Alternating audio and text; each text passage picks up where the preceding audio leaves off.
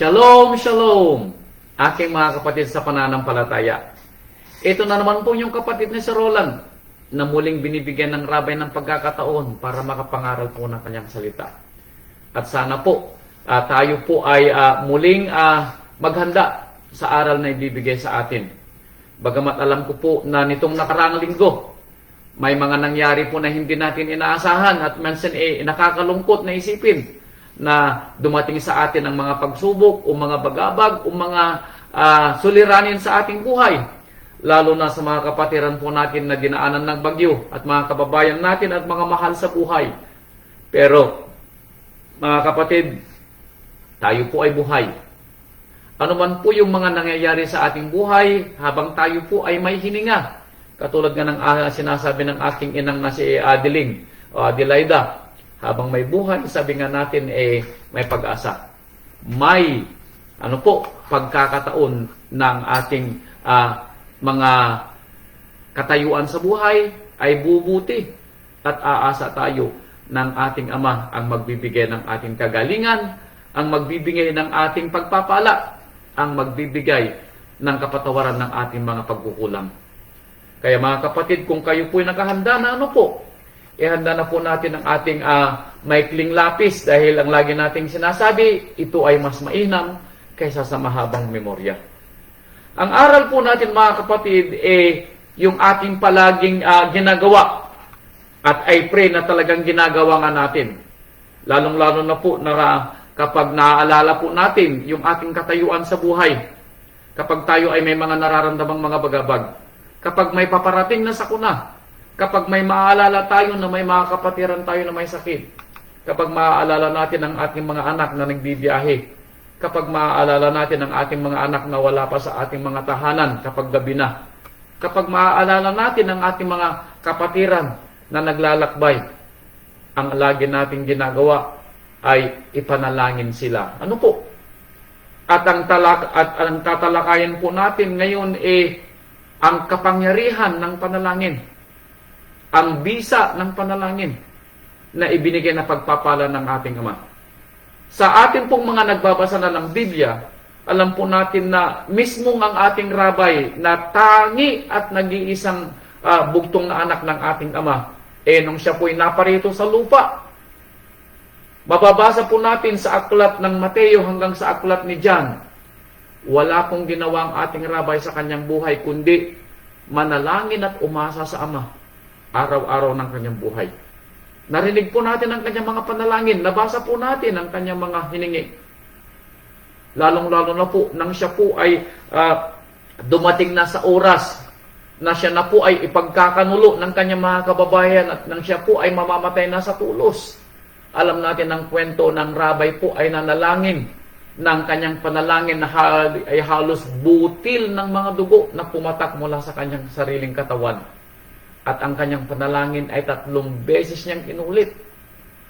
Dito natin makikita mga kapatid na bagamat siya po ay may pagka-Elohim sa katangian na katulad ng kanyang Ama, hindi po siya nagkulang na magbigay sa atin ng halimbawa na hindi natin dapat kalimutan ang pakikipag-usap sa ating Ama. Alam po ninyo, kung mayroon po tayong access sa kaharian ng Ama, direct access na tinatawag, ito po yung ating pakikipag-usap sa Ama. Gawin po sana nating personal, dahil kung tayo ay tunay na nagmamahal sa ating Ama, at yung mga ama natin dito sa lupa na mga magulang po natin, at naaalala natin sila, natutuwa po yung ating mga magulang na kahit papaano naaalala natin sila. Di lalong-lalo na kung maaalala natin sila araw-araw. Alam nyo, nang napunta rito ang aking kapatid na si Romano, ginawa naming, anong tawag dito? Ginawa naming pangako sa aming sarili na kapag kami po ay magbibiyahe araw-araw pagpunta sa paaralan at habang kami ay nagmamaneho, kakausapin namin ang aming inang. Makausap man lang namin siya ng 10 minuto sa isang araw, alam ko na matutuwa ang aming inang. At sa katotohanan po, hinihintay ng aming inang ang aming pagtawag. At alam ko, bilang isang ina na magulang, aasa siya dahil iyon ay kanyang kumbaga katuwaan na marinig ang kanyang mga anak. And I believe, bilang ating Ama at Elohim, ang ating Amang Yahweh ay natutuwa din sa atin kung tayo po ay nakikipag-usap sa Kanya. At nangyayari po ang ganitong pakikipag-usap kung tayo po ay nananalangin sa Kanya. Ang tanong, kailan ba natin siya maaalalang manalangin? Kailan natin ginagawa sa ating buhay? Alam niyo, sabi ko nga, kung maaalala natin ang ating Ama, kung hindi pa tayo sanay manalangin, kahit man lang sana once a day, ay gawin natin. And then unti-unti, gawin natin twice a day, and then 3 times a day, and then every now and then na maaalala natin sa araw-araw, gawin sana natin ang pakikipag-usap ng personal. Now, ano bang nagagawa ng panalangin sa ating buhay?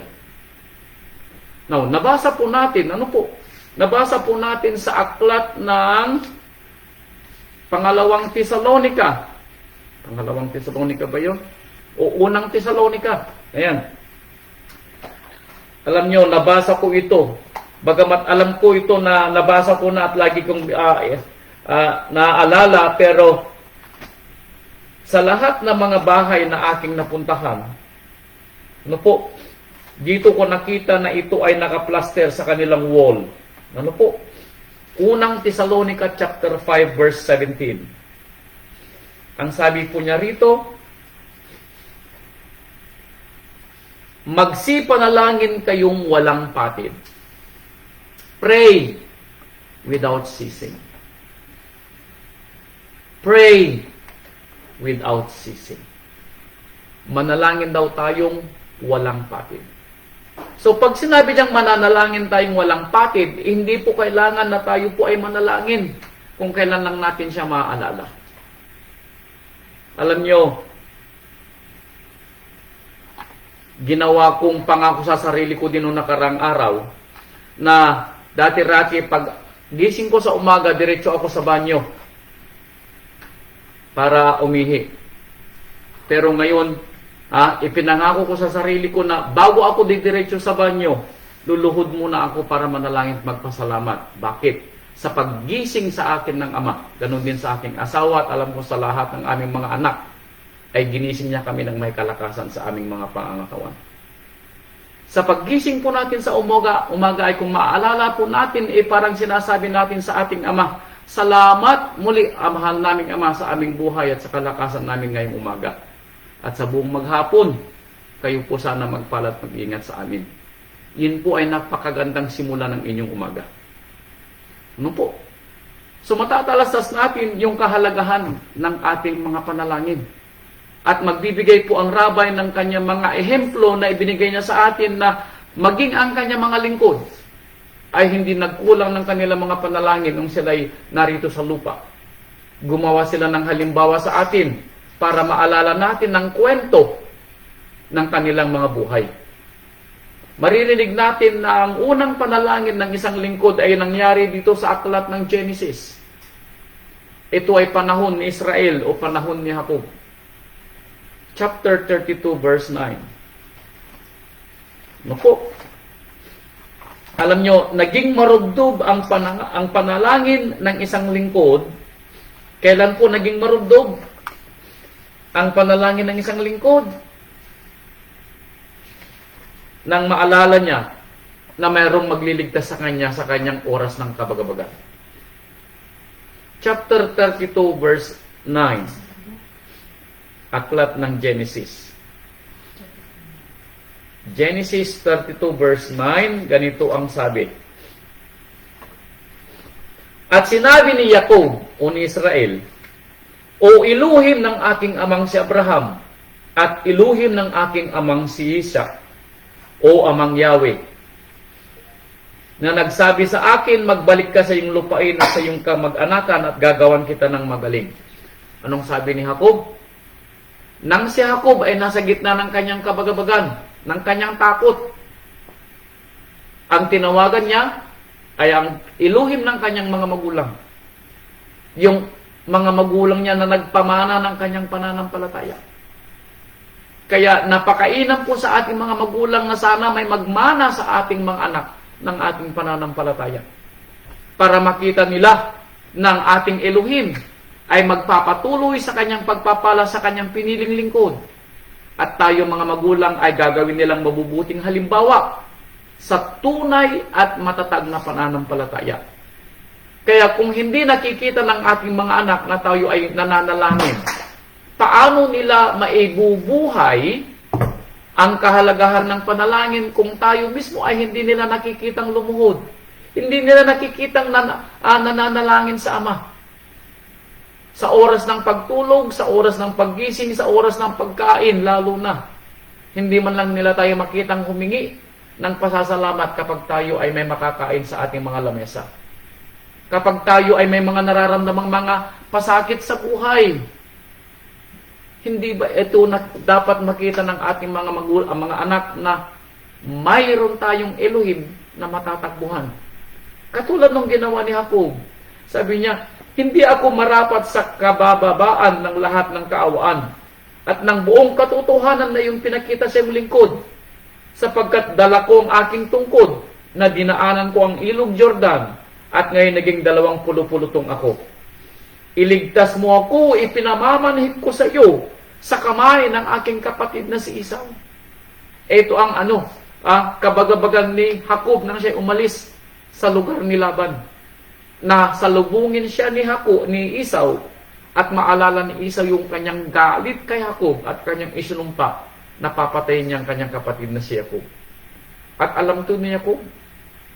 Kaya ang una niyang tinawagan sa kanyang kabagabagan sa oras ng kanyang katakutan, tinawag niya ang Elohim ng kanyang mga magulang. Dahil sabi ni Jacob, ako'y natatakot sa aking kapatid na si Esau. Baka siya'y dumating at ako'y saktan niya ang ina at ang pati ng aming mga anak. Yun ang kinakatakot niya Jacob. Nasaktan ni Esau ang kanyang buong pamilya. Pero umasa siya sa pagpapala ng kanyang Elohim na minana niya sa kanyang mga magulang. Nanalangin po siya. Now, nangyari po ba ang kahilingan ni Jacob? Na iningatan siya ni Amang Yahweh? Yes. Dahil nang makita ni Esau si Jacob, tinanggal po ni Amang Yahweh yung galit ni Esau sa kahilingan ni Jacob na siya ingatan ni Amang Yahweh sa kanyang kapatid na si Esau. Explicit po yung kahilingan ni Jacob. At ganun din ang ibinigay ni Amang Yahweh kay Jacob. Explicit din yung ibinigay niyang kasabutan. Kaya mga kapatid ko, kung tayo po ay may hinihiling sa Ama, explicitly sa isang bagay, sabihin po natin sa Ama dahil alam po niya, dahil bagamat alam po natin na nasusulat na bago pa man lumabas sa ating mga bibig ay alam na ng Ama. Pero I believe na mas gugustuhin ng Ama na marinig sa ating mga bibig ang kagustuhan natin na mangyari explicitly sa ating buhay sa ikaluluwalhati ng kanyang napakadakilang pangalan. Kaya po tayo ay binigyan niya ng pagpapalang pangunawa na makilala natin ang kanyang pangalan, na makilala natin ang kanyang kapangyarihan, makilala natin kung gaano siya kaawa. Then, subukin natin ang sinasabing nabasa nating kapangyarihan ng Ama. Subukin natin ang sinasabi nating kaawaan ng Ama. Subukan natin ang sinasabing pagpapala ng Ama sa kanyang mga lingkod. After all, si Amang Yahweh ang nagtuturo sa atin kung ano ating sasalitain. Si Amang Yahweh nagbibigay sa atin ng pagpapalang pangunawa. Kaya ibigay natin sa ating Ama ang ating mga hinihingi. Now, kung mangyayari o hindi, kay Amang Yahweh na po ang bahala. Hindi natin sakop ang pangunawa ni Amang Yahweh. Hindi natin sakop ang kaisipan ni Amang Yahweh. Pero ang isa lang alam natin, maawain si Amang Yahweh sa atin. Kaya ganito po ang ginawa. Anong sabi ni Jacob? Hindi ako karapat-dapat sa kabababaan ng iyong kaawaan. Totoo po yun. Hindi natin deserve ang kaawaan ni Amang Yahweh. Hindi natin deserve ang pagpapagaling ni Amang Yahweh. Hindi natin deserve ang pagpapala ni Amang Yahweh. Pero for whatever reason, kung ano yung dahilan niya, bakit ibinibigay niya ang pag-iingat, pagpapalang kaawaan, dahil siya ay maawaing Ama. Dahil siya ay mapagmahal na Ama. Dahil siya ay mapagpalang Ama. Yun lang ang alam natin. At tayo ay nagpapasalamat ng napakarami sa ginagawa niya sa atin sa araw-araw. Ganito rin ang ginawa niya dito sa aklat ng Exodus. Nung panahon ni Moses, na alam natin na kung si Jacob ay pinili ni Moses na maging ama ng 12 lipi ng bansa, pinili naman niya si Moses na manguna sa kanyang piniling bayan. At nang si Moses din ay nasa bagabag ng kanyang pangungulo o pangunguna sa bayang Israel sa katigasan ng kanilang mga ulo, ito ang hiniling ni Moses.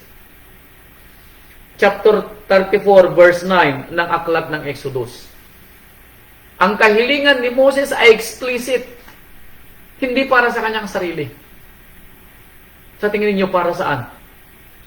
Para sa kanyang bayan. Ito ang sinabi ni Moses, 34 verse 9 ng Exodus. At kanyang sinabi, kung ngayon nakasumpong ako ng biyaya sa iyong paningin, O Amang Yahweh, ay ipahintulot nawa ni Amang Yahweh, isinasamo ko sa iyo na pasagitna namin, sapagkat isang bayang may matigas na ulo, at ipatawad mo ang aming kasamaan at ang aming kasalanan, at hariin mo kaming iyong mana. Anong sabi ni Moses? Nang pinangungunahan ni Moses ang 12 lahi ng Israel mula sa pagkaahon nila sa Ehipto, nakita ni Moses ang katigasan ng ulo ng bayang Israel. Na maalala natin ang punto na dumating yung punto na sinabi pa ni Amang Yahweh, Moses, sabi niya, gumilid ka. Hayaan mo na lipulin ko ang bayang ito, sabi ni Amang Yahweh kay Moses, at magsisimula ako sa iyong lahi. Pero anong sabi ni Moses? Huwag po, Amang Yahweh.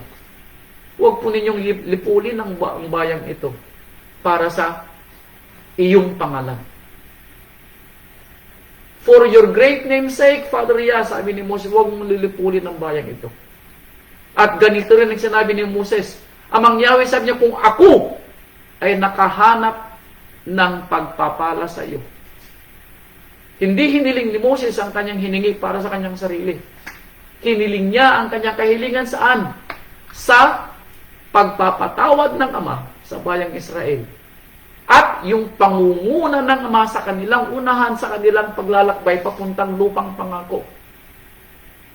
Dahil sinabi ni Moses, napakatigas ng ulo ng bayang ito at ang bayang ito ay masama. Pero maawa ka, sabi ni Amang Moses, gawin mo kaming mana. See, can you imagine that? Alam ni Moses na masama ang kanyang bayan, pero sabi, Amang Yahweh, sabi niya, maawa ka. Patawarin mo sila at gawin mo silang mana. Iyong sariling mana.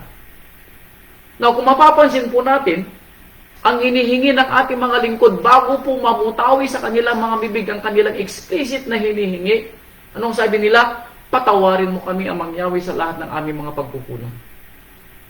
Ito rin ang aking namana sa aking mga nabasa, na bago ako humingi ng panalangin, kung mapapansin ninyo, hinihingi ko kay Amang Yahweh, na patawarin tayo sa ating mga kasalanan at linisin ang ating mga puso at isipan para ang ating mga panalangin ay sana maging karapat-dapat na umabot sa pandinig ng Ama sa kanyang banal na kaharian. Ano po? Talastasin natin kung paano nagiging makapangyarihan ng isang panalangin. May kasamang pagpapakumbaba. Ano po? May kasamang pagpapahingi ng kapatawaran. Hindi po natin pwedeng sabihin na tayo po ay walang kasalanan one way or the other. Baka po tayo may pagkukulang. Bakit? Alam natin ang kwento na hindi darating sa pandinig ng Ama ang panalangin ng isang masama. Kaya kung meron po tayong kinikimkim na galit o anumang kasamaan sa ating puso, mga kapatid ko, bago tayo humingi sa ating Ama ng ating mga hinihinging pagpapalang panalangin. Makinig tayo sa aral. Ihingi muna natin ang kapatawaran ng ating mga kasalanan kung mayroon man. Dahil alam ko mayroon. Sa ating pananalita o sa gawa, baka mayroon tayong nagagawang pagkakamali. Ano po? Sumunod dito sa kwento sa aklat ng Hukom. Ito uli ang isang kwento. Hukom chapter 10. Hukom chapter 10. Makikita natin yung mga ehemplo ng mga nauna sa ating lingkod kung paano sila humingi ng pagpapalang panalangin at ibinigay ang kanilang mga hinihingi. Hukom chapter 10 verse 10. At dumaing ang mga anak ni Israel kay Amang Yahweh na sinasabi. Now, kailan ito ginawa ng bayang Israel? Nang sila ay pinapahirapan ng kanilang mga kaaway. Itong ginawa ng bayang Israel. Bakit? Dahil wala na yung kanilang mga lingkod na ibinigay ng Ama sa kanila dahil sa katigasan ng kanilang mga ulo, hinayaan ni Amang Yahweh na sila maging palaboy. Walang matinong namuno. That particular time ng kanilang kasaysayan. Kaya sabi ng mga Israelita, dumaing ang mga anak ni Israel kay Amang Yahweh na sinasabi, kami ay nagkasala laban sa iyo. Again, inaamin nila yung kanilang mga kasalanan. Sapagkat aming pinabayaan ang aming Elohim at kami ay naglingkod kay Baal. Now, explicitly, sinabi nila yung kanilang kasalanan na alam nilang kasalanan nila. Mga kapatid ko, matuto tayo sa mga naririnig nating aral kung paano magiging makapangyarihan at didinggin ng Ama ang ating mga panalangin. Explicitly yung ating hinihingi. May kasamang paghingi ng kapatawaran. Yun ang unang sangkap. At sinabi niya Amang Yahweh sa mga anak ng Israel, sumagot si Amang Yahweh sa kanila, di ba pinapaginlaya ko kayo sa mga Ehipto? Hindi ba ako nagpalaya sa inyo sa mga taga-Ehipto? At sa mga Amoreo?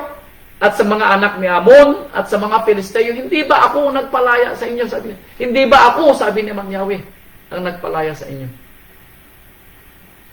Ang mga Sidonyo man at ang mga Amalekita at ang mga Maunita ay kumigati rin sa iyo. At kayo'y dumaing sa akin at pinapaginlaya ko kayo sa kanilang mga kamay. Ayan, sumumbat si Amang Yahweh.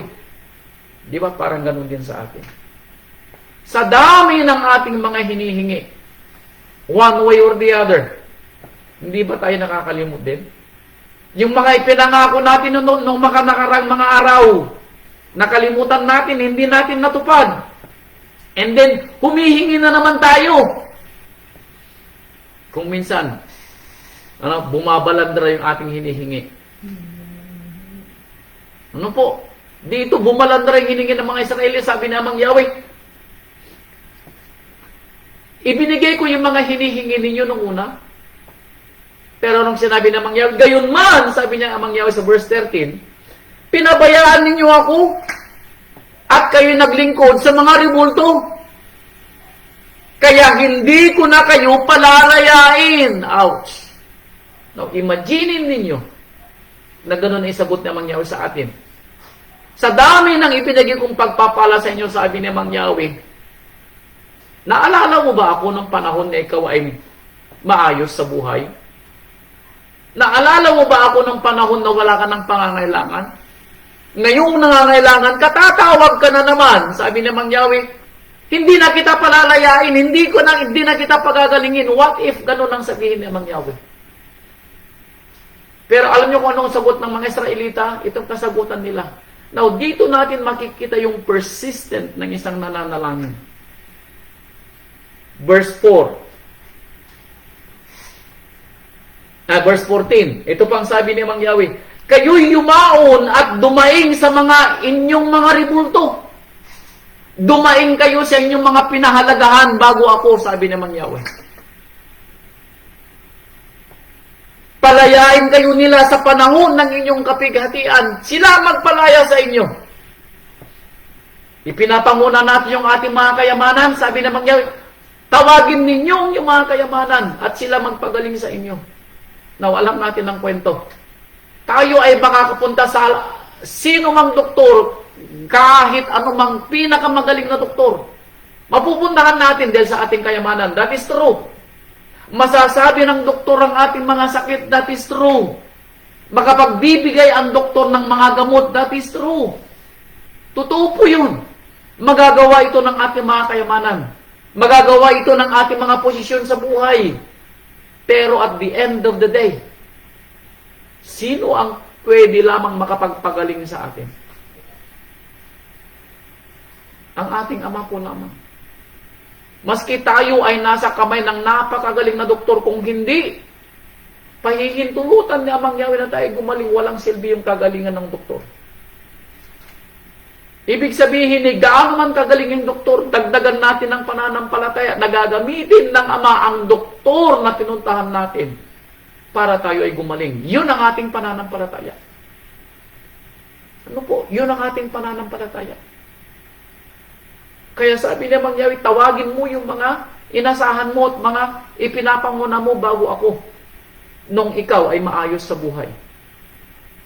Pero makikita natin dito yung persistence, sabi ko, ng isang nananalangin. Verse 15.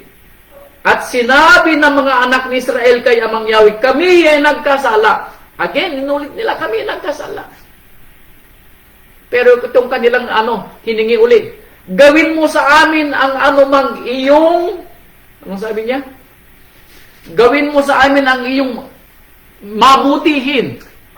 Do! Gawin mo kung anong makakabuti sa amin, Amang Yahweh, sabi nila. Now! Ibinigay na nila yung kanilang pag-asa kay Amang Yahweh. Amang Yahweh, gawin mo sa amin ang makakabuti sa amin. Isinasamo namin sa iyo, this day, iligtas mo kami. Amang Yahweh, gawin mo lahat ang gagawin mo sa amin kung gusto mo. Pero sa araw na ito, Amang Yahweh, maawa ka!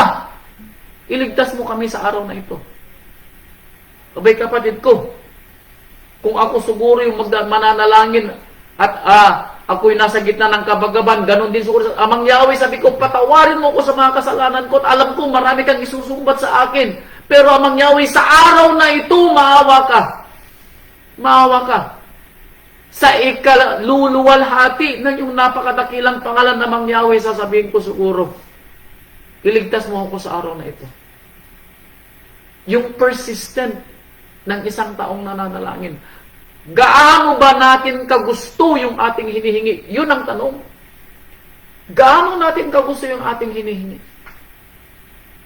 Dahil dito makikita ng Ama kung gaano natin kagusto yung ating hinihingi. Ito ba'y katumbas ng ating life and death na sitwasyon? Dito natin makikita yung kapangyarihan ng panalangin, the way kung paano natin siya hinihingi. Ano po? Baka humihingi kayo ng panalangin kapag kung kailan nyo lang maalala, tapos parang hindi kayo sigurado na ito yung gusto nyo sa buhay. Magkaiba po yung gusto nyo talaga sa buhay dahil talagang may persistent at merong pagsusunga mo. Magkaiba po yun. Magkaiba po yun. Kaya talasasin po natin na tayo po sana matuto sa aral. Sabi pa dito sa unang Samuel, meron pa. Alam niyo, magbibigay ang Ama ng ating mga ehemplo para tayo ay matuto kung paano tayo manalangin ng may kapangyarihan. Unang Samuel, chapter 1. Now, kilala niyo po siguro kung sino ito. Sino ito? Tama po kayo. Ito yung panalangin ng isang ina. Hindi pala ina. Isang asawa na magiging ina. Isang asawa na gusto niyang maging ina. Isang babae, isang ginang na gusto niyang maging ina. Now, gaano ka-persistent ang kahilingan ng isang babae para maging ina? Ito ang sinabi, verse 11 ng unang Samuel. Verse 10, natataas ko sa verse 10. At si Hana ay nanalangin kay Amang Yahweh ng ng buong paghihinagpis ng kaluluwa. Mga kapatid ko, siguro ang ang masasabi kong hinagpis ng aking kaluluwa nung ako ay nagkasakit ng COVID. Yun ang masasabi ko na hinagpis ng kaluluwa ko dahil halos maiyak-iyak ako habang nananalangin. Yun ang maalala kong hinagpis ng aking kaluluwa. Ano po? I pray na dumating yung punto na maranasan, na magawa ko ang bagay na ito sa kagustuhan kong mapalapit sa aking Ama. I pray na magawa ko. Yung ako ay mapalapit lalo at maramdaman ko yung presensya ng Ama. Pero naramdaman ko ito minsan, sabi ko nga, nung naghihinagpis ang aking kaluluwa, kailan? Nung ako ay nagkasakit ng COVID. Nung dalhin sa ospital yung asawa ko sa panganganak kay Cassandra, dahil alam ko na delikado yung panganganak ng asawa ko. Dahil oras na ng panganganak pero hindi pa siya nagle-labor. Palibhasa ay nung tawag dito, ano ka ba rito noon? Tawag na doon may naalisan, ano tawag na sa naalisan? Nakunan siya before Cassandra. Yun ang takot ko. Pero sabi dito, kung paano nalangin si Hana, may paghihinagpis ng kaluluwa at tumangis na mainam. Yung tumangis siya na mainam, meaning yung kagustuhan niya na magkaanak. Kaya sinabi niya, at siya'y nanata ng isang panata at nagsabi, O Amang Yahweh ng mga hukbo, kung tunay na iyong lilingunin ang pagkapighati ng iyong lingkod at alalahanin mo at hindi mo kalilimutan ng iyong lingkod, kundi iyong pagkakauluban ang iyong lingkod ng anak na lalaki. Explicit yung hiningi ni Hana. Amang Yahweh, pagkauluban mo ko ng anak, sabi niya, hindi anak na kundi anak na lalaki. Explicit. Nanalangin siya ng buong puso. Bakit? Dahil gusto talaga niya magkaanak. At hindi lang minsang ginawa ito ni Hana, kundi paulit-ulit na ginawa ito ni Hana kay Amang Yahweh. Hindi siya nagsawa. Hindi siya nagsawa. At explicit yung kanyang hiningi. Ano po? So nakita natin dito kanina yung paghingi ng kapatawaran. Ano yung sumunod na criteria? O anong tawag niyo nun? Ano yung characteristic sa Tagalog? Katangian ng may kapangyarihang panalangin. Paghihinagpis ng kaluluwa yung bang kasama ang yung buong puso, kasama yung buong himaymay ng katawan mo sa paghingi mo ng panalangin. Ano po? Kasama yung buong himaymay ng katawan mo na para bang ito yung magiging anong tawag dito? Kalalabasan ng iyong pananampalataya. Dito nakataya ang pananampalataya mo, parang ganun yung kwento. Ano po? Sumunod. Salmo chapter 51. Ito pa. Salmo chapter 51. Nakikita natin yung karubduban ng mga nananampalataya kung paano naging makapangyarihan ang kanilang mga panalangin. Chapter 51, verse 10. Ito naman, kailan? Si Haring David. Kailan ito hiningi ni Haring David? Ito ay sinulat na panalangin ni Haring David noong katatapos niyang magkasala kay Amang Yahweh sa pamamagitan ni Batseba. Nang magkaanak si Batseba, na bunga ng kanilang kasalanan at magkasakit yung kanyang anak. Nung maramdaman ni David na talagang yung parusa ng ama, yung kamay ng ama ay nasa kanyang pamilya. Nang makita ni David na ginahasa ng kanyang sariling anak, yung kanyang isang anak na babae. Nakita ni David yung kanyang kasalanan. Kaya sabi ni David, chapter 51, verse 10, likhain mo ako ng isang malinis na puso, o ama ko. Amang Yahweh, likhain mo ko ng malinis na puso. Bakit? Nalaman o naunawaan ni David yung kanyang kasalanan.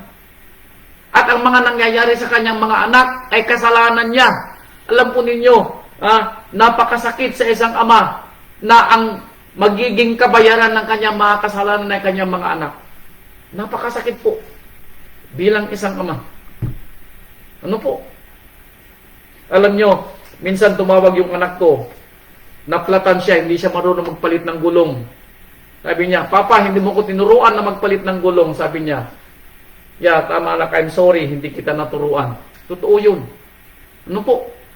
Kasalanan nating mga magulang, parang ganun yung kwento.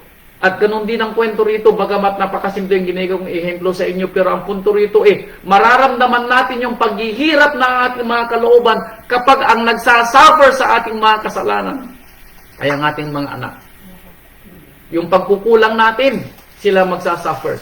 Pag hindi natin naturuan yung ating mga anak, at the end of the day, sila magsasuffer, kasalanan natin.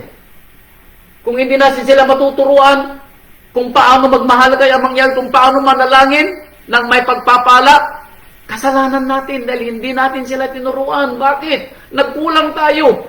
Anong sabi doon sa Deuteronomio kung paano natin aaralan ng ating mga anak? Kailan? Paggising sa umaga. Pag naglalakbay ka. Pag nagpapahinga ka sa bahay. Pag matutulog ka. Parang sinabi, in everything that you do, may pagkakataon ka, turuan mong yung mga anak. Now, kung hindi natin ito magagawa sa ating mga anak, paano nila mamanahin ang pananampalataya? Paano nila makikilala si Amang Yahweh kung hindi natin ipapakilala sa kanila? Paano natin ipapaunawan na napaka maawain ni Amang Yahweh kung hindi nila makikita sa atin? Paano natin ipapaunawa at pakikilala si Amang Yahweh na siya makapangyarihan, maawain at mapagpalang Elohim kung hindi ito nakikita sa ating buhay? It is our fault at the end of the day. Kung mawawala ang ating mga anak at hindi sila makakaabot sa pagpapala ng Ama, kasalanan natin. Kaya sabi ni David, lalangin mo sa akin ng isang malinis na puso, o Ama ko, at magbago ka ng isang matuwid na espiritu sa loob ko. Huwag mo akong paalisin sa iyong harapan, at huwag mong bawiin ang iyong santong banal na espiritu sa akin. Yun ang sinabi ni David. At ito yung kanyang explicit na kahilingan, verse 12. Ibalik mo sa akin ang kagalakan ng iyong pagliligtas. Ama ko, ibalik mo sa akin the joy of your salvation. Iparamdam mo uli, Ama ko, na ako ay maliligtas. Iparamdam mo. Dahil pakiramdam dito ni David, iniwanan siya ng Ama. Pakiramdam ni David, iniwanan na siya ng banal na espiritu ng Ama. The same thing with us, kapag mararamdaman natin na tayo may bagabag sa buhay, feeling natin wala si Amang Yahweh sa ating tabi. Totoo po yun. Kaya kung minsan umiiyak tayo na hindi natin napapansin. Bakit? Kailang feeling natin wala si Amang Yahweh sa ating puso. Wala si Amang Yahweh sa ating tabi. Bakit? Dahil kung nasa tabi natin si Amang Yahweh, bakit ganito yung ating pakiramdam? Makikita po natin yung persistent ng isang nananampalataya sa panalangin. Explicit sabi niya, ibalik mo sa akin ang kagalakan ng iyong pagliligtas. Bring back to me the joy of your salvation. And then, sabi niya, 13, kung magkakagayoy, sabi niya, ituturo ko sa mga mananalangsang ng iyong mga lakad at ang mga makasalanan ay mahihikayat sa iyo. Then, sabi ni David, ipapangaral ko ang kaligtasan mo. Ipapangaral ko ang ginawa mong pagliligtas sa atin. Ipapangaral ko ang pagsagot mo sa ating mga kahilingan. Yun ang sinabi ni David. Nangyari ba yung kahilingan ni David? Yes. Nakita ni Amang Yahweh ang kabusilakan ng puso ni David. Kaya sumagot ba si Amang Yahweh? Yes. Ganito ang sagot ni Amang Yahweh. Salmo chapter 34 verse 18. Ito ang sabi ni Amang Yahweh. Salmo chapter 38. 34. Salmo ba? Yeah, Salmo 34 verse 18.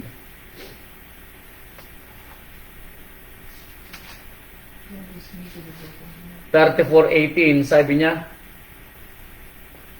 No, 34:18. 34:18. Joke naman itong nabuklat ko. 34:18. Ito ang sabi sa 34:18. Kailan didinggin ni Amang Yahweh ang isang panalangin ng isang nananampalatayang lingkod? Ito, 34:18. Now, maalala natin yung katangian ng isang panalangin. Ano po? May bagbag na puso.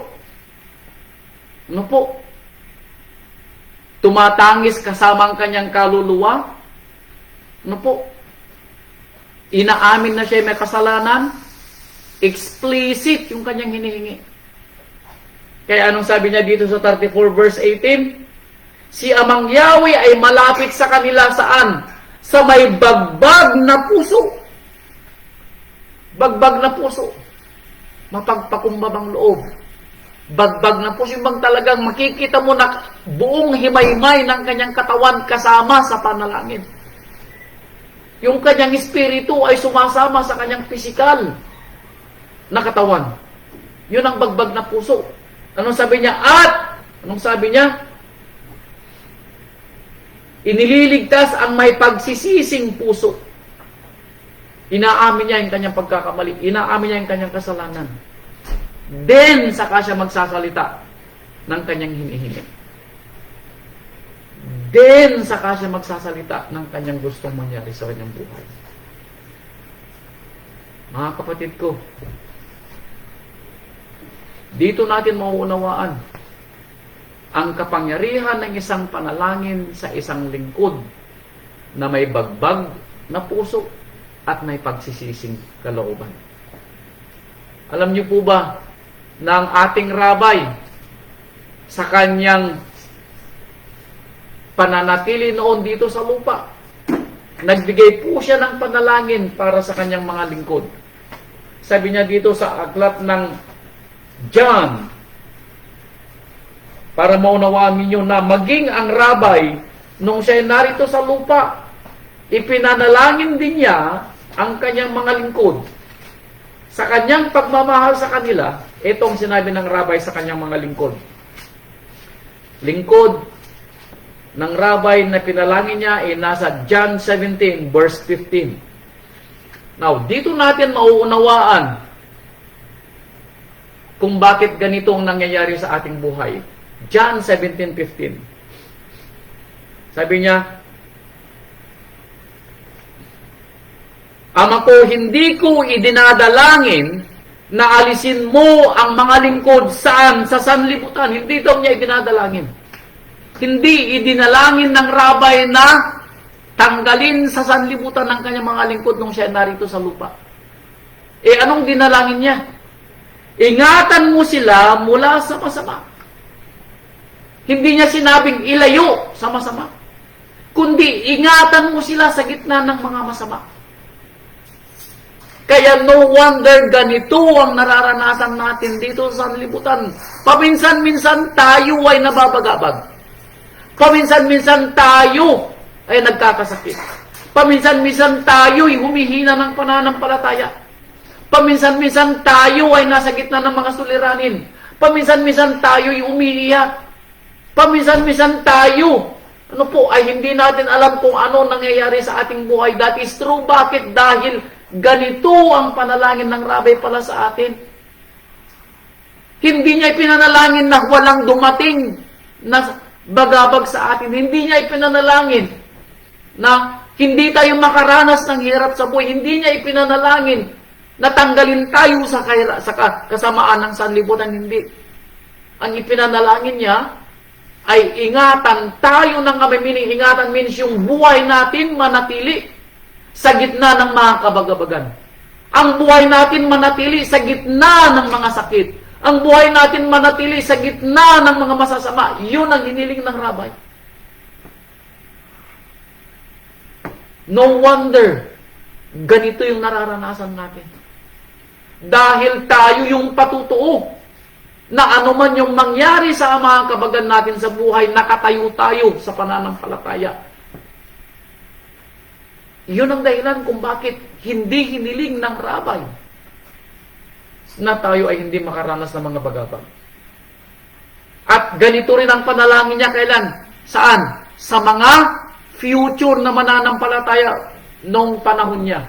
Yung hindi pa dumarating na mananampalataya, ito sinabi niya sa verse 20. Hindi lamang sila ang idinadalangin ko, meaning hindi lang yung mga lingkod niya that moment, kundi sila rin naman na mga nagsisisampalataya sa akin sa pamamagitan ng kanilang sa mga future na mananampalataya. Tayo yun. Kaya kung ano man yung naranasan ng mga lingkod ng panahon ng Rabay, mga kapatid ko, huwag kayong magtaka na maranasan din natin. Ano yung naranasan nila? May mga nagkasakit sa kanila, may mga nagutom sa kanila, may mga nasa gitna ng mga kaaway nila. Ganun ang mangyayari din sa atin dahil tayo ay hindi hiniling ng Rabay na alisin sa sanlibutan. Iniwan niya tayo sa sanlibutan, pero iniwan din niya ang pagliligtas at pag-iingat ng Ama. Kasakasama natin ang banal na Espiritu ng Ama, meaning kasama natin ang Rabay sa gitna ng kailan? Ng kabagabagan. Sa gitna ng mga sakit. Sa gitna ng mga masasama. Sa gitna ng mga gutom. Sa gitna ng mga sakuna. And everything na nangyayari sa libutan. Kasakasama natin ang Rabay. Ang ipinangako sa atin, ano man ang mangyari sa atin, iingatan niya ang ating buhay. Iingatan niya tayo na pagdating ng araw na kinuha niya na tayo at dumating na yung oras natin, sigurado tayo sa buhay na walang hanggan. Yun ang kanyang pangako. Ano po? Kaya wag kayong magtaka, mga kapatid ko, kung bakit hanggang ngayon nakakaranas ang mga lingkod ng ganitong mga bagabag sa buhay. Ano po?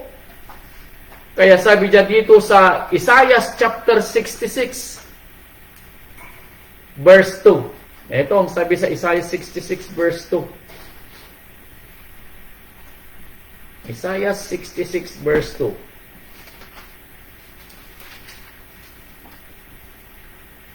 Sapagkat lahat ng mga bagay na ito ay nilikha ng aking kamay, sabi ni Amang Yahweh. Everything that you see, everything that you feel, lahat ng mga nakikita mo, lahat ng mga nararanasan mo, lahat ng mga nangyayari sa iyo, ako ang may gawa. Si Amang Yahweh po yun. Ako ang may gawa, sabi ni Amang Yahweh.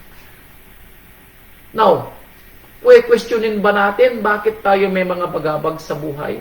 Questionin ba natin bakit nadadaanan tayo ng bagyo? Questionin ba natin bakit nasisira yung ating mga ari-arian? Questionin ba natin kung bakit nararanasan ng ganitong mga suliranin? Questionin ba natin bakit tayo nagkakasakit? Mga kapatid ko, ang ating katawan ay nagkakasakit dahil ang ating katawang laman ay makasalanan. Ito ay corrupt. Ano po? Meaning, mamamatay siya balang araw. Kaya, normal na tayo makaranas ng sakit paminsan-minsan. Maalala nyo si Saulo. Ako din. Alam nyo, si Saulo ay may sakit na nararamdaman. Tama. Sa kanyang tagiliran. Sabi ni Saulo, ako ay humingi sa Rabay. 3 beses kong hiningi na pagalingin ang aking sakit. 3 times daw niyang hiningi. Pero sabi ng Rabay, ang aking awa ay gusto na. At ang iyong kahinaan ay ang iyo ding kalakasan. Bakit? Dahil kapag ikaw ay nangihina, saka mo ako maalala, dun ka lalakas kapag pag ako'y iyong naaalala. Ako rin, mga kapatid ko, may hinihingi din ako sa Rabay na pagalingin yung itong aking upper back. Dahil kapag ito ay sumakit, halos hindi ko rin maigalaw ang aking buong katawan. Hiniling ko rin sa Rabay. Hanggang ngayon, hinihiling ko pa rin. Kung ibibigay niya o hindi ko alam. Pero every time na sumasakit, sabi ko, ang sakit ng likod ko. Naalala ko palagi na ipanalangin ang aking likod. Mangyayari kaya yung pangyayari kay Saulo, hindi ko po alam. Pero hanggang ngayon, hinihiling ko pa rin po na gumaling ang aking likod. Kapag sumakit pong aking likod, talagang ako po ay napapangiwi at halos hindi ko maigalaw ang aking buong katawan sa sobrang sakit din. Hindi ko alam kung bakit. Ano po? Pero every time na sumasakit, sigurado, maaalala ko ang aking ama. At kapag medyo nawala yung sakit, sigurado ako'y mag-hallelujah. For whatever reason, mga kapatid ko.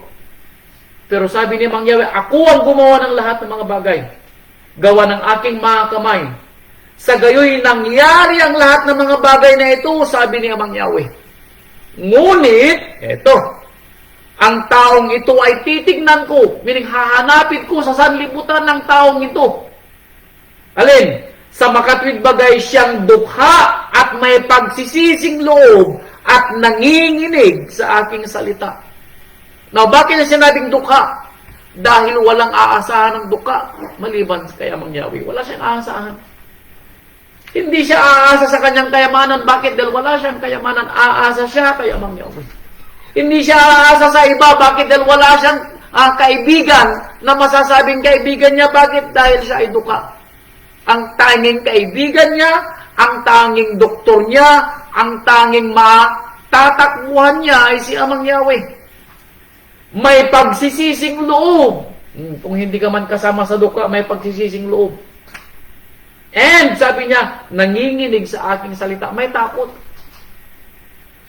May takot. Meaning, nananampalataya siya na may kapangyarihan si Amang Yahweh. Nananampalataya siya na may pagpapala sa salita ni Amang Yahweh. Dito po natin makikita, mga kapatid ko, na dito lamang magkakaroon ng bisa ang ating mga salitang panalangin kung may kaakibat ng ganitong mga katangian. Ano po? John chapter 16. Diyan ba? John chapter 16 verse 23. Ito pa, dagdag. Mag-uubutan tayo ng kundi, mga kapatid ko. Ano po? John chapter 16. Sabi ko ba 16? Verse 23. Ito ang sabi ni Yohanan na sinulat na sinabi ng Ama. John 16:23. Sa araw na yaon, sabi ng Rabay, hindi kayo magtatanong sa akin ng anumang tanong. Katotohanan, katotohanan sinasabi ko sa inyo. No, sabi ng Rabay, kapag naunawaan mo na ang mga aral na ito, kapag naunawaan mo na kung paano manalangin, kapag naunawaan mo na kung ano ang kapangyarihan ng mga salitang bibigkasin mo, kapag naunawaan mo na kung anong bagbag na puso, kung naunawaan mo na kung anong pagiging dukha, kung naunawaan mo na kung paano ang pagsisising tapat, kung naunawaan mo na kung paano matakot sa aking salita, anong sabi ng Rabay? On that day, meaning the moment na ganito na yung pangunawa mo. On that day, sabi ng Rabay, anong sabi ng Rabay? Kung kayo'y hihingi ng anuman sa Ama, on that day, pag naranasan mo na at naunawaan mo na kung paano humingi ng panalangin, kung paano manalangin ng may kapangyarihan, kung paano manalangin ng may pagpapala, on that day, sabi naman Yahweh, anuman ang iyong hihingin sa Ama, ay ibibigay niya sa inyo sa aking pangalan. On that day. But until then, ibig sabihin, until na hindi natin naunawaan ang ating mga hinihingi, until hindi natin naunawaan kung paano humingi, until hindi natin naunawaan kung bakit tayo humihingi, hindi didingin ng Ama ang ating panalangin. No wonder, hindi pa dumarating sa atin ang ating mga hinihingi. No wonder, hindi pa dumarating sa atin ang ating mga hinihintay. Bakit? Kulang tayo sa pangunawa. Alam nyo, kanina nagsasalita si kapatid na Teresa, parang alam ni kapatid na Teresa na ganito yung aral. Kaya nag-text ako sa kanya, kapatid, sabi ko, ang aral ay para sa iyo. At para din naman sa lahat ng mga nakikinig. At nagtatanong kung bakit ganito yung kanilang nararanasan sa buhay. Kung bakit hindi ibinibigay ng Ama ang kanilang hinihingi. Kung bakit hindi dumarating sa kanilang mga pagpapala. Now you know kung bakit hindi. Yung katangian ng iyong mga hinihingi sa panalangin, hindi mo alam. Bakit ka humihingi? Hindi mo alam. Ano ang iyong hinihingi? Hindi mo alam. Paano mo siya hihingin? Hindi mo alam. Kaya sabi ng rabbi, until that day, on that day, sa araw na yaon na mauunawaan mo, then, sabi niya, kahit anong hiningin mo, sa pangalan ng Ama, sa pamamagitan ng aking pangalan. Ulitin ko uli. Sa ano mang hingin mo sa Ama, saan? Sa pamamagitan ng aking pangalan. Hindi ito ibibigay sa iyo. Opo, so talastasin natin.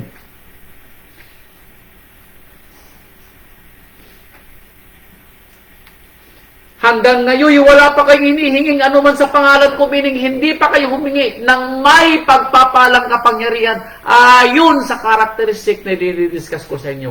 Ipinapangaral ko sa inyo, sabi ng rabbi.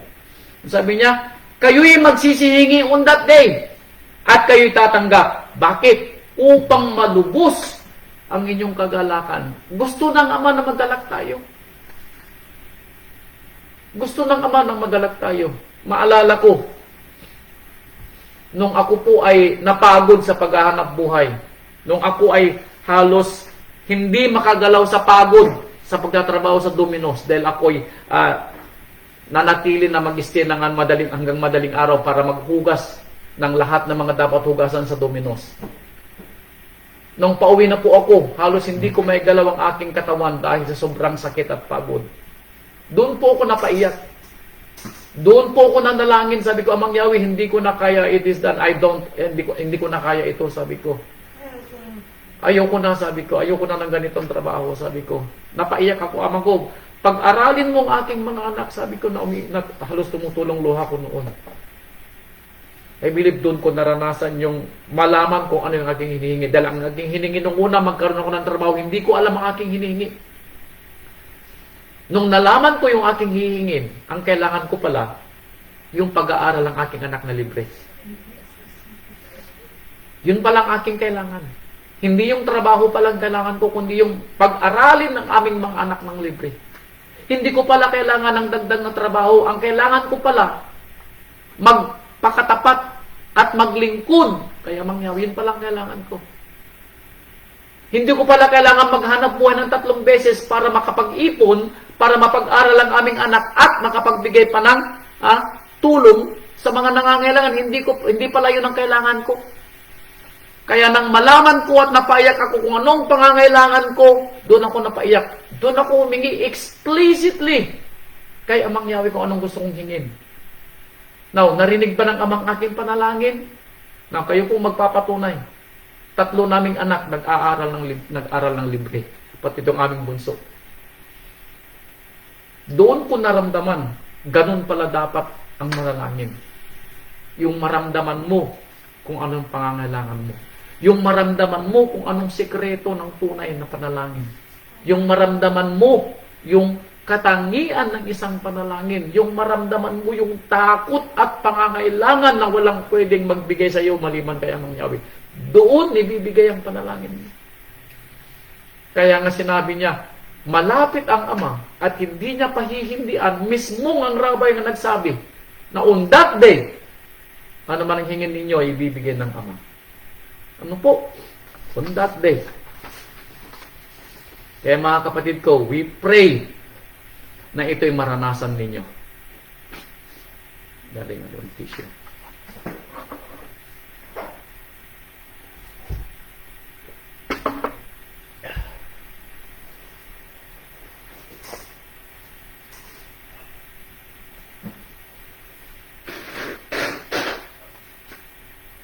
Marcos, chapter 11, verse 24. Marcos, chapter 11, verse 24. Ito pang dagdag ng ating rabbi. Marcos 11:24.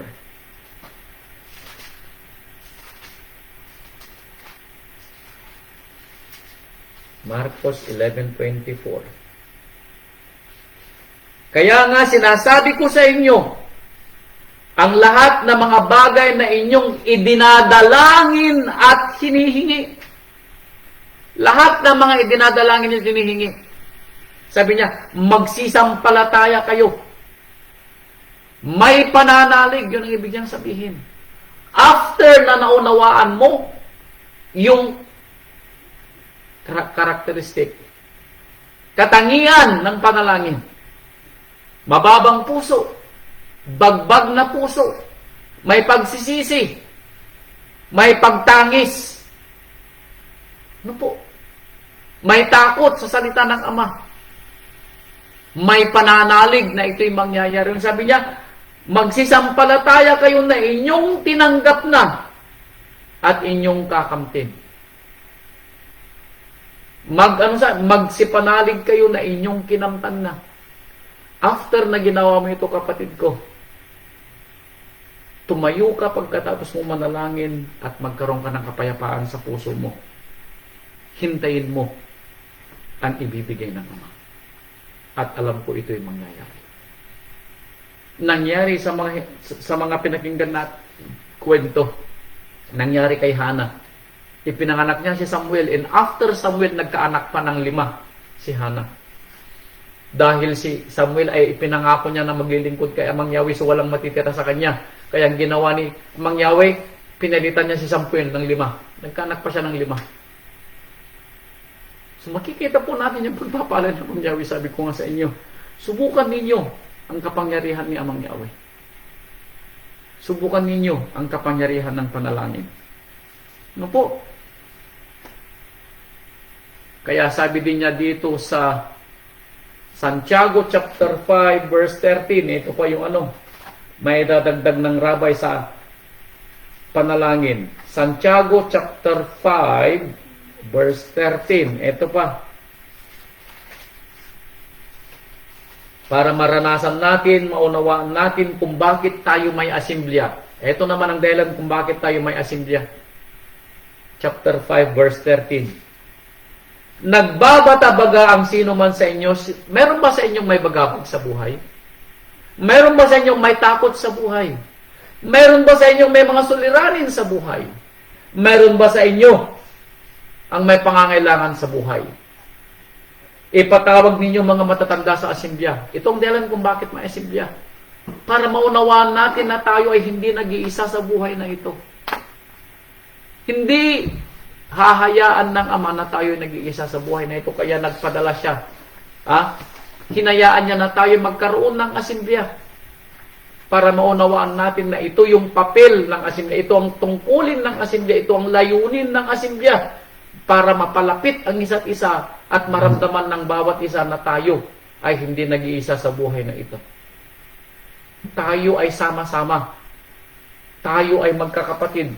Tayo ay pinili ng Ama na maging ilaw ng sanlibutan para ipaunawa natin sa mga makakasalamuhan natin, sa mga makakakilala natin kung paano ang pagpapala at kaawaan ng Ama at kapangyarihan niya.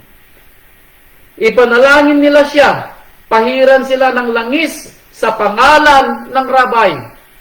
So, kung mapapansin ninyo, kasama dito yung karakteristik na diniscuss ng Rabay para maging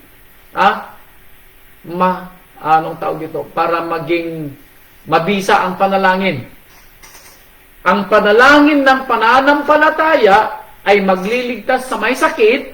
1, ibabawon siya ng Rabay. 2, patatawarin siya sa kanyang kasalanan. 3, ang panalangin ng may bagbag na puso, may pagsisisi, may pagtangis, may takot. Ang magagawa niya, magliligtas sa mga may sakit, ibabawon siya ng Rabay sa kanyang kabagabagan, at kung siya may kasalanan, ipapatawad siya ng Rabay.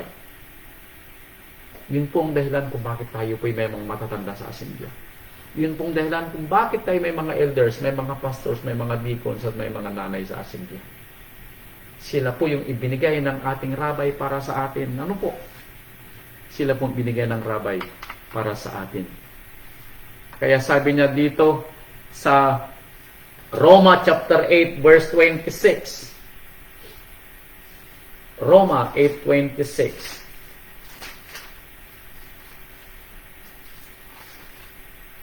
Roma 8:26. Gayon din naman, ang banal na Espiritu ay tumutulong sa ating kahinaan.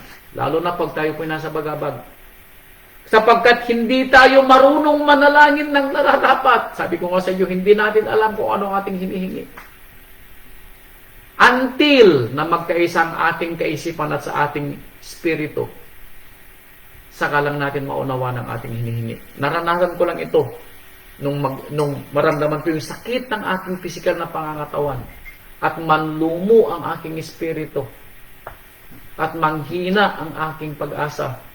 Doon, itinuro ng banal na espiritu kung anong aking pangangailangan. Kaya sabi niya, hindi natin alam kung anong ating mga nararapat na hilingin. Ngunit ang espiritu rin ang mamamagitan dahil sa atin ng mga hibik na hindi maisasaysay sa pananalita. Tama po yun. Hayaan mo ngayong espiritu ang makipag-usap sa iyong physical na katawan, kapatid. Then, malalaman mo kung ano yung gusto mong hingin. Then, malalaman mo kung anong gusto mong sabihin. Dahil ang banal na espiritu ng Ama ang tutulong sa atin para ipaunawa sa atin kung ano ang ating pangangailangan sa buhay. Kaya nasusulat bago pa man natin hingin, alam na ng Ama bakit? Dahil ang kanyang espiritu ay nasa atin. Ano po? And then, sabi niya, dito sa Colossians chapter 1 verse 9, eto pa, ang dahilan kung bakit tayo ay mga namumuno sa ating asemblya. Colossians chapter 1 verse 9. Dahil dito'y kami naman, sabi ni Saulo sa kanyang sulat sa mga taga-asemblya, mula ng araw na aming marinig ito, ay hindi kami nagsisitigil ng pananalangin at paghingi na patungkol sa inyo, upang kayo'y puspusin ng kaalaman ng kanyang kalooban sa buong karunungan at pagpaunawa ayon sa banal na espiritu. Ito po yung panalangin ng isang nanunungkulan sa asemblya. Kaya kung mapapansin ninyo, pag kayo ay may mga nararamdamang mga bagabag sa buhay, ako ay nagpa-private message sa inyo para bigyan kayo ng pag-asa. Para bigyan kayo ng payo. Yun ang aming layunin. Yun ang aming gawain. Yun ang aming responsibilidad sa mga kapatiran. Nabigyan sila ng pag-asa kapag sila po'y nasa bagabag ng buhay. Bigyan sila ng pagpapalang salita mula sa ating rabay dahil ito yung kailangan nila sa kanilang kinalalagyan. Mga kapatid ko, hindi kayo nag-iisa sa inyong mga bagabag sa buhay. Kasama namin kayo sa lahat ng aming panalangin. Magtiwala tayo sa Ama. Lakipan ninyo ng bagbag na puso. Ano po? May pagsisising kalooban. May pagtangis ng iyong kaluluwa. May takot sa salita ng Ama. Then, hingin po ninyong inyong hinihingi. Ilakip ng inyong sariling katawan, ng inyong physical na pangangatawan, ng inyong espiritu. Kaakibat po nito ang espiritu ng Ama. At sigurado po ako, maririnig ng Ama ang ating mga hinihingi. Ano po? And then, Pilipos chapter 4 verse 6. Pilipos chapter 4 verse 6. Huwag kayong mga balisa sa anumang bagay. Anuman po yung nararanasan natin sa buhay, anuman yung bagabag natin sa buhay, napakahirap huwag mabalisa. Ano po? Pero ang tanong, pag mababalisa po ba tayo ay aayos po ba ang ating kalagayan? Yun pong katanungan ko. Pag mababalisa po ba tayo sa pagdaan ng bagyo, nakita natin maraming nasira. Mababalisa ba tayo dahil maraming nasira? Wala tayong magagawa doon. It is done. Ang isipin natin, buhay tayo at andyan si Amang Yahweh. Kung ipahihintulot ng Ama, babangon tayo. Kung ipahihintulot ng Ama, muli tayong lalago.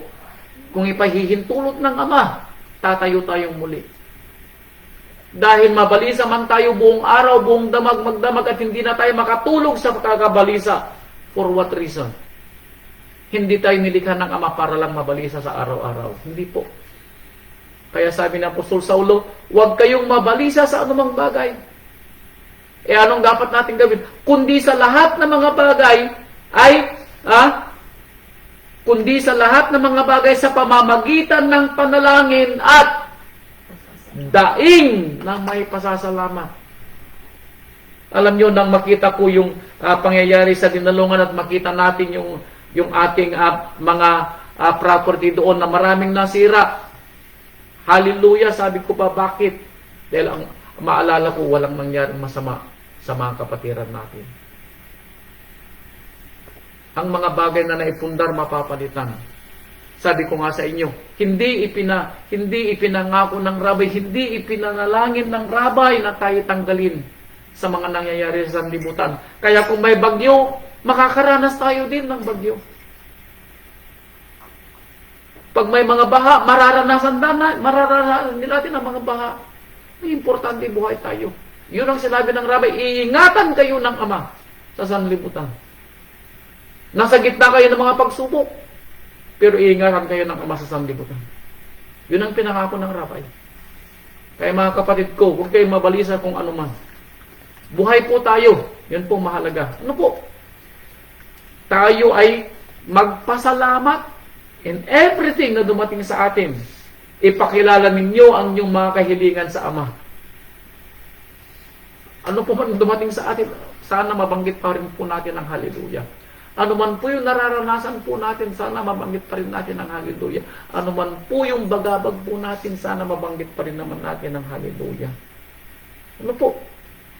Ano pang sinabi niya? Colossus chapter 4 verse 2. Ito pa dagdag sa Colossus. Colossus chapter 4 verse 2. Malapit na po mga kapatid. Kaunti na lang. Pagtsagaan nyo ko ng konti. Manatili kayong palagi sa pananalangin. Pray! Sabi na naman ni Colossus, ni Saulo sa kanyang sulat sa mga taga-Colossus. At anong sabi niya? Kayo'y magpuyat. Meaning bantayan ang pananampalataya. Bantayan ang ating salita. Bantayan ang ating mga gawa. At anong sabi niya? Nang may pasasalamat. Magpuyat, meaning magbantay sa pananampalataya. Nang may pasasalamat. Lagi pong sinasabi ni Saulo, nang may pasasalamat. Now, alam natin ang kwento ng buhay ni Saulo. Wala tayong mababasa na nagpundar si Saulo ng mabuting bahay. Walang bahay si Saulo. Wala siyang itinayong palasyo. Nakikitira siya kung saan siya makaabot ng pagtitirahan. Nabuhay siya araw-araw. Hindi siya nag-asawa. Now, hindi ko sinasayang huwag kayong mag-asawa na po dahil hindi tayo ginawa na gano'n yung ating magiging buhay. Baka hindi gano'n. Iba si Saulo. Pero ang aral ni Saulo, matuto tayo sa kanyang buhay. Hindi niya ipinanguna ang lahat maliban sa gawain ibinigay ng rabay. Now, hindi ko sinasabing gano'n ang gawin natin na ipanguna lahat ng na huwag nating pakialaman o huwag tayong mangarap ng kung ano-ano man ang sinasabi ko. In everything that we do, isipin natin ng rabay. Sa lahat ng ating mga ginagawa, sa lahat ng mga nangyayari sa ating buhay, isaisip natin ang Ama. Isaisip natin ang gawain ibinigay sa atin. No po? At yung kahalagahan ng pananampalataya, yung kahalagahan ng panalangin, kung paano mananalangin ng may kapangyarihan, yun po ang aral na ibinigay ng ating rabay sa araw na ito. And I pray, maunawaan natin yung mga salitang ating binibigkas sa ating mga panalangin. Now, masasabi na natin kung bakit hindi nangyayaring ating mga panalangin. Siguro sa susunod na tayong mananalangin, alam na natin kung yung mga kailangan ingredients, sangkap ng ating mga panalangin. Then aasa tayo na mangyayaring ating mga hinihingi. Ano po? Kaya sabi niya dito sa unang John, chapter 3, verse 22, huling talata na ng rabay. John chapter 1. John chapter 1. 1 John. Yun. 1 John chapter 3, verse 22. Ito yung huling talata ng rabay. Dinggin natin yung kanyang huling talata para magkaroon ng bisa ang ating mga panalangin. Ito yung summary. 1 John chapter 3 verse 22. At anumang ating hingin, yung hinihingi natin sa ating panalangin, may bagbag na puso, may pagsisising kalooban, may pagtangis ng kaluluwa, may takot sa salita ng Ama, then hihingin natin ang lahat ng ating mga hinihingi. Then mananampalataya tayo na mangyayari ang ating hinihingi. And then, sabi ni John, anumang ating hingin ay tinatanggap natin sa Kanya. Now, anuman ang ating hihingin, isipin natin na kung ito'y nangyari at naganap, ibinigay ni Amang Yahweh. Hindi ibinigay ng iyong boss. Hindi ibinigay ng iyong asawa. Ibinigay ng Ama. Ibibigay natin ang kaukulang pasasalamat. And then, sabi niya, sapagkat tinutupad na, ano yung dahilan kung bakit nangyari ating hinihingi? Eto, sapagkat tinutupad natin ang kanyang mga utos. Yun ang dahilan. Kaya sinabi niya, may takot sa salita ng Ama. Tinutupad natin ang kanyang mga utos. And, sabi niya, ginagawa natin ang mga bagay na kalugod-lugod sa kanyang paningin. Mga kapatid ko, ito ang sangkap ng isang panalangin ng may bisa. Ito ang sangkap ng panalangin may kapangyarihan. Ito ang sangkap ng panalangin mangyayari sa ating buhay.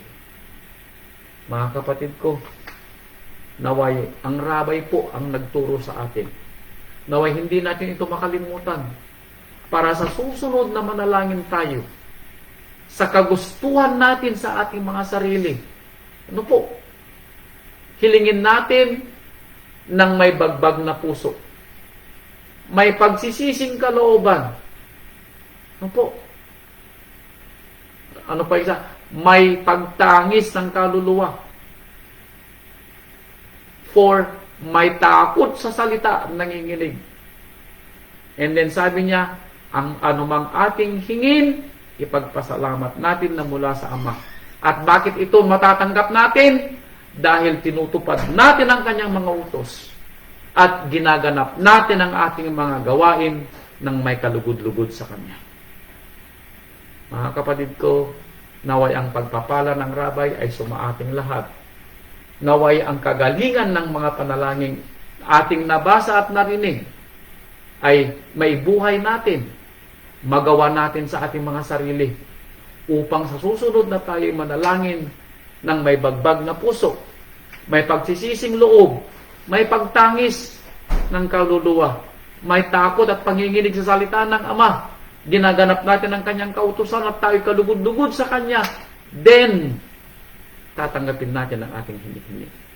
Dahil ang rabay mismo ang nagsabi, on that day, ano man ang ating hingin sa ating Ama sa pamamagitan ng ating Rabbi Yeshua HaMashiach ay mangyayari sa atin dahil tayo may pananalig na ito'y magaganap sa atin. Salamat po sa inyong lahat mga kapatid. Purihin ang ating Amang Yahweh. Purihin ang ating Rabbi Yeshua HaMashiach sa aral na ibinigay niya sa atin. Salamat po sa inyong lahat mga kapatid. Shabbat Shalom po at magandang gabi. Hallelujah.